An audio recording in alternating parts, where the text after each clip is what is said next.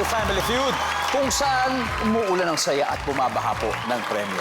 Ngayon, nanalo po kanina ng 130,000 ang MIQ Philippines.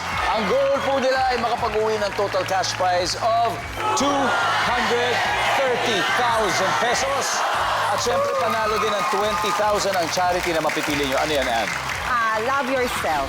Love Yourself. Ayan, Love Yourself Foundation. Okay, now it's time for Fast Money. Give me 20 seconds on the clock, please. On a scale of 1 to 10, 10 being the highest, gaano ka katalino? Go. 10. Anong prutas ang makatas? Orange. Magbigay ng kilalang William. William blank. William Shakespeare. Pagkaing mabibili sa kalye. Fishball. Para di umagahin, anong oras dapat magsimula ang videoke sa bahay? Alas 7 ng gabi. Tara, tignan natin kung ilang points ang nakuha mo. Okay, on a scale of 1 to 10, gaano ka katalino? 10. Nandiyan ba yan? Pwede. Anong prutas ang makatas? Siyempre, orange. Ang sabi ng survey ay... Next one. Magbigay ng kilalang William blank. Shakespeare. Survey? There you go. Pagkaing mabibili sa kalye, fishball. Survey? Wow!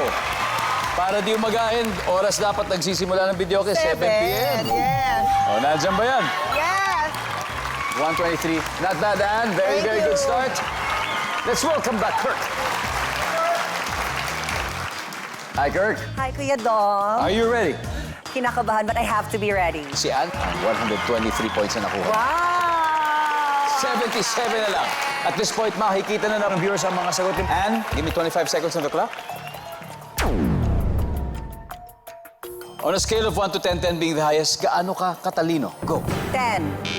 8. Anong prutas ang makatas? Mangga. Magbigay ng kilalang William. William blank. Pass. Pagkaing mabibili sa kalye. Street foods, kwek-kwek. Para hindi umagahin, ano oras dapat magsimula ng videoke sa bahay? 6 p.m. William, kilalang William. William blank. William, sige lang. sorry. Let's go! Kirk, on a scale of 1 to 10, gaano ka katalino? Sabi mo 8. Top answer. Ano? Top answer. Sabi ng Top survey? answer. Ang top answer ay 5. Pero mataas na. Anong prutas ang makatas? Sabi mo yung mangga. Ang Mangga. sabi ng survey. Top answer yan. Wow! Ay, oh my God! Orange ang top answer.